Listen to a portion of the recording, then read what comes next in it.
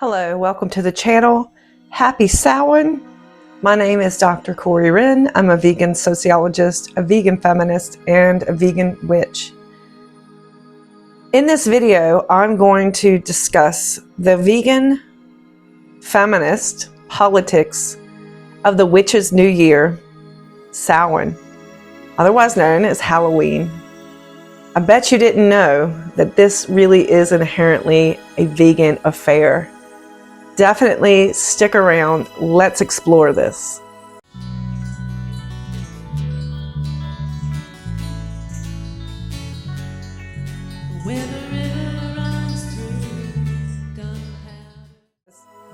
Welcome to the channel. If you're new here, what I do is generally I try to use vegan feminist theory to explore topics in witchcraft. And alternatively, I'm really interested in speaking to the vegan community about how witchcraft and other earth-based rituals and paganisms might actually be useful for everyday vegan living. So that said, I have two audiences I'm trying to reach today. I'm trying to reach those folks who are already witches, who are witch-leaning, who may not have thought about their practice as relevant to the exploitation of animals and the potential liberation of animals. On the other hand, I also want to speak to people who are animal rights activists and vegans who maybe have never even thought about how witchcraft has anything to do with them. Indeed, the Western animal rights movement, through my research, I've found is predominantly atheist or agnostic, although quite a few of them are also quite spiritual, however you want to define that. So stick around. If you're in either of those camps, this is going to hopefully be useful and thought-provoking for you.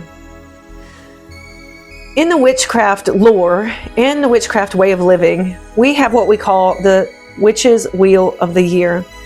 The Witch's Wheel of the Year moves around 8 Sabbats, and in this on this channel, I'm going to be gradually unpacking every single one of them, but I'm starting off the first in the series with Samhain, because Samhain is considered the witch's new year.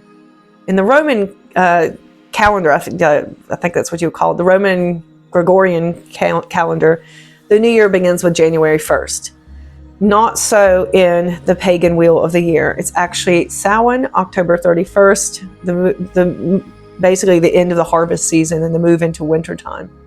That is the beginning of the new year for us. So the witch's wheel of the year is actually not arbitrary in the least. It harkens back on a long legacy of humans living an agrarian lifestyle. So we are basically marking different points around the annual solar year, and those tend to be marked around the turning of the seasons, the changes in plant life, changes in farming, and changes in domestication.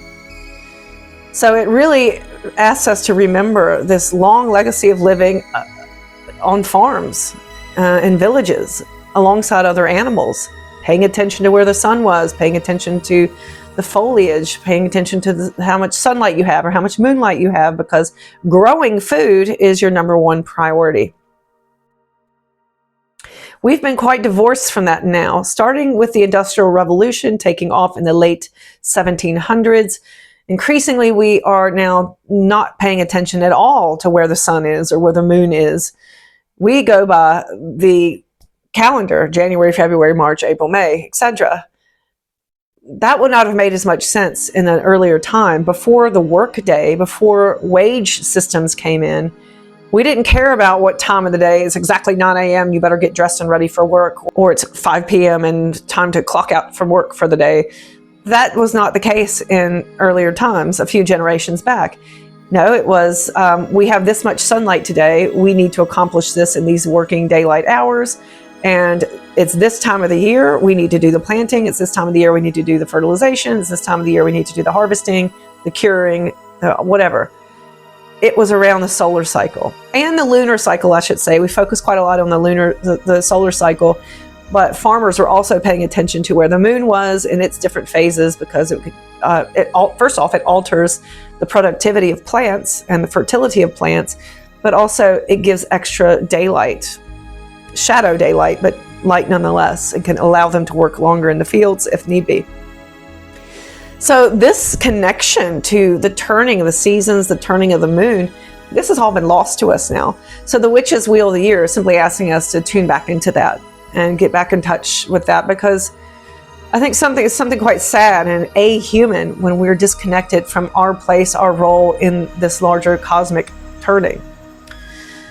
So Samhain is the beginning of the witch's new year because it marks the end of the harvest season.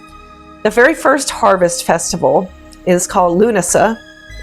Lunasa is basically, in Ireland, it's a whole thing on Lunasa, which I can't go into detail today, but it's basically August 1st. It's a Celtic holiday, but also celebrated here because that's when the first grain harvest happens. So it's considered a festival of bread, for instance. It's just one of many associations. I'm just condensing it here so I can move on. The second major harvest festival would be Mabon. Mabon, also known as autumn equinox. That's when you start to get the traditional autumn harvests of fruits, nuts, pumpkins, some types of other types of vegetables. And this is also, it's a sweet, I'll do a whole video on the autumn equinox as well. I think it's very sweet because it's also a time when non-human animals, free-living animals, are also doing their harvesting, and squirrels are burying their nuts and bears are getting fat for the winter. So it's sort of a multi-species celebration, if you will. Unfortunately, then, that leads us to the last harvest festival, which is Samhain. Samhain is the time of spookiness, isn't it? It's about the ancestors, the veil is thin, it's about death and dying and bloody monsters. There's a reason for that. First off, it's a symbolism of nature dying as all the growing season has come to an end. Nature is going into hibernation in preparation for the new year to begin. However, we're talking also about an agrarian sort of society where non-human animals are considered part of the stock. Just like corn or pumpkins, they're also considered foodstuffs. And so this traditionally was the time when animals would be slaughtered en masse. The idea being that they have been fattened up by eating all the other harvest foods, and the lean winter months are coming up, and the humans don't want to have to feed these animals, or they're worried about these animals not surviving the cold winter months anyway, and so mass slaughter ensues. You can imagine the atmosphere of a society where not only is the earth coming into a period of death, but there's widespread killing, blood running down the streets as animals are killed. Carcasses hung up everywhere, bleeding out, like butchering happening everywhere. This would have been a time of a great fear as well. You can imagine the other animals who see it coming, smell it coming. They're not stupid. They know it's happening. And if you don't believe me, you can watch any footage from a slaughterhouse video. Animals are aware. They know what's happening. So it's just a time of intense fear, death, gore, blood, and really the lowest of the low before we turn into the winter season and start incubating and getting ready for the next cycle of life and rebirth. So this is why, for me, Samhain is an important time for vegan witches to really redirect our energies. If you're like me, like I always have loved Halloween. It's always been my favorite holiday. I love scary movies. I love ghost stories. I love anything spooky. I was a goth in high school, with the black lipstick and everything. Still a bit of a goth, if I must say.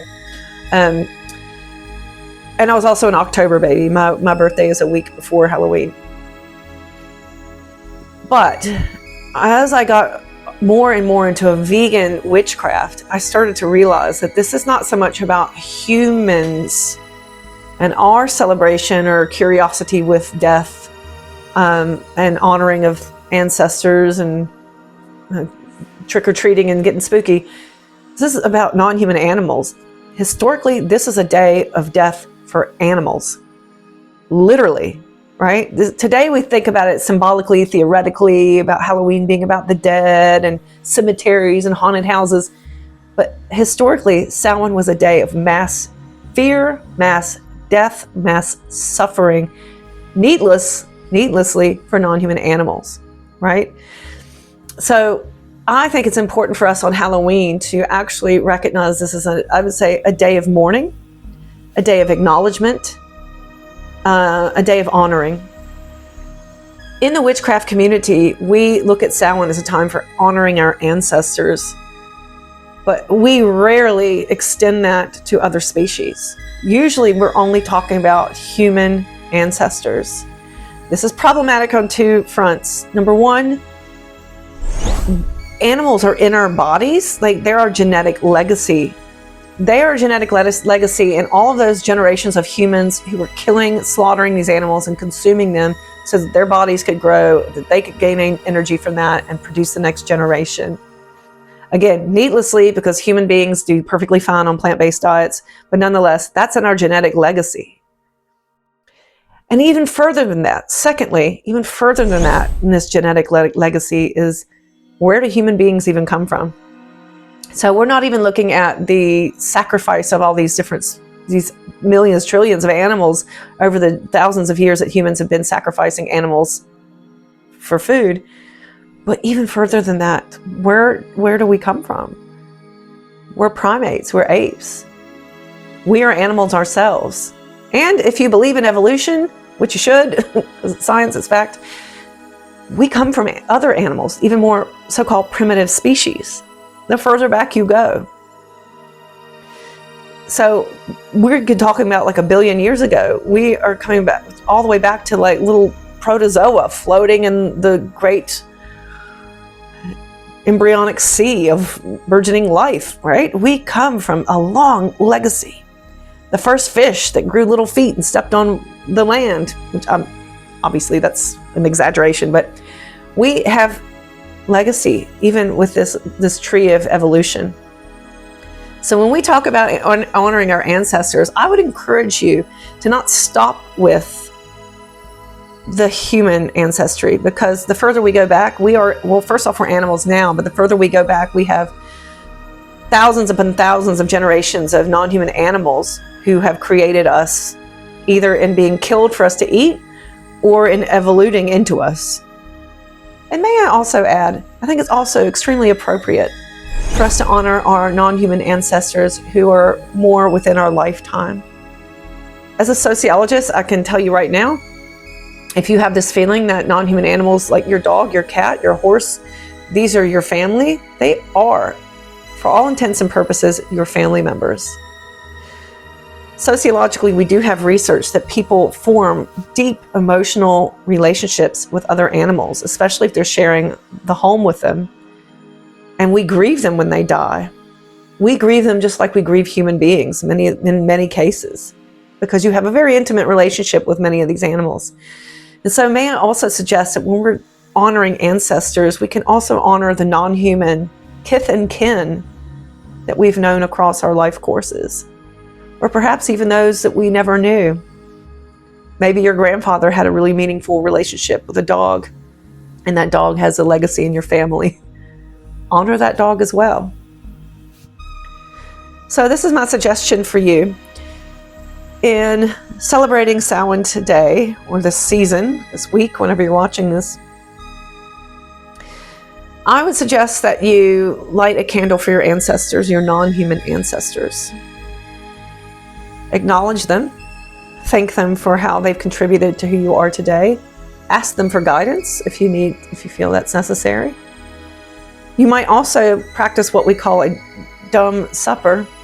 Historically, this was done in order to honor someone who's recently passed. Samhain as a feast is a feasting time. It's a major harvest festival, so it would have been celebrated with feasting, people coming together, partying, eating good food. And so creating the dumb supper is where you create your big feasting table, but not forgetting to leave a place out for the dearly departed. This is practiced, by the way, in many cultures. This is not just witchcraft. But leaving a plate out with food offering.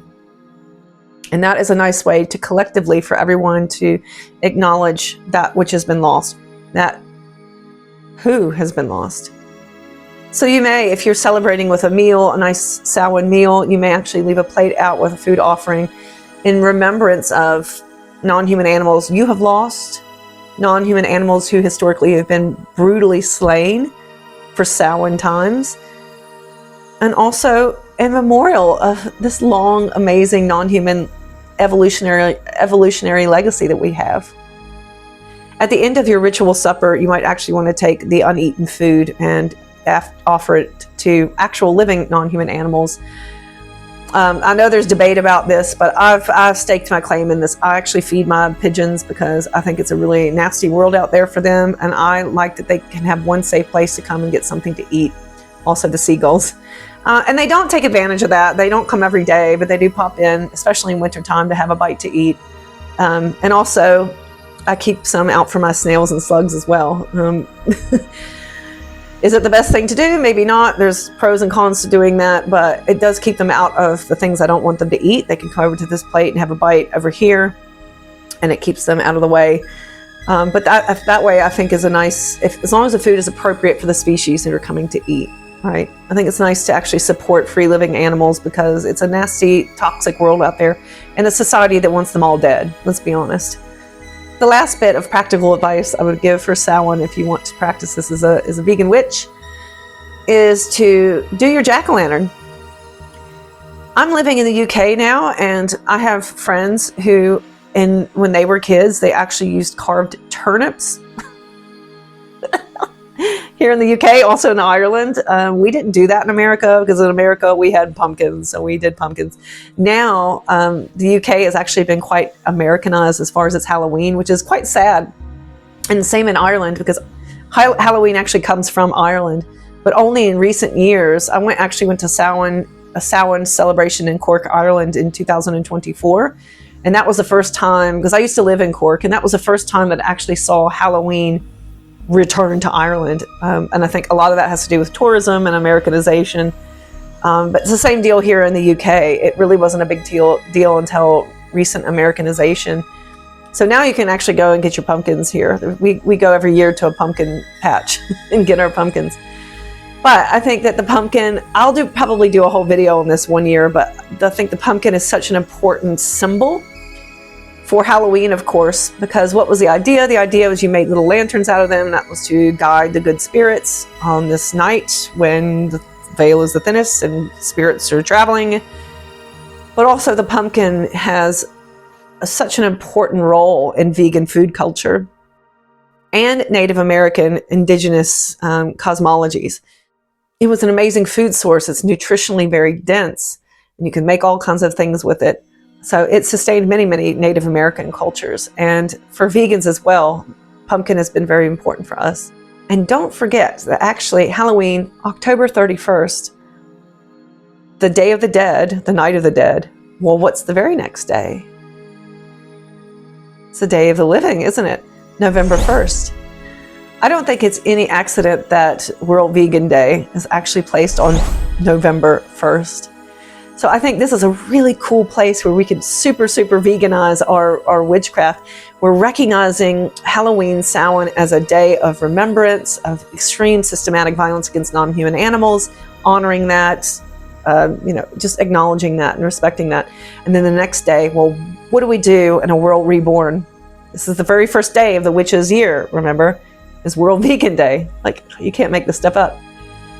What is veganism but imagining the multi-species symbiotic world that we want to live in? So after we do our respects to the dead on October 31st, I think November 1st is a day for celebrating life, celebrating being vegan, doing some good vegan work, eating some good vegan food, and getting your next witch's year off to a great start. If you enjoyed this video, please help me to grow the channel. Hit the like button. YouTube really likes it when you do that. If you subscribe, YouTube really likes that as well. If you share this, YouTube loves that. And that's really important for helping the algorithm to find my audience and to make sure that the channel grows. If you want to learn more about this topic of vegan witchcraft, I have a whole playlist of delights. And you can check out my Patreon account where I do private rituals. I have some crafting videos and stuff that I just won't put on YouTube. You can stick around, check out some of the other videos. Until next time, blessed be.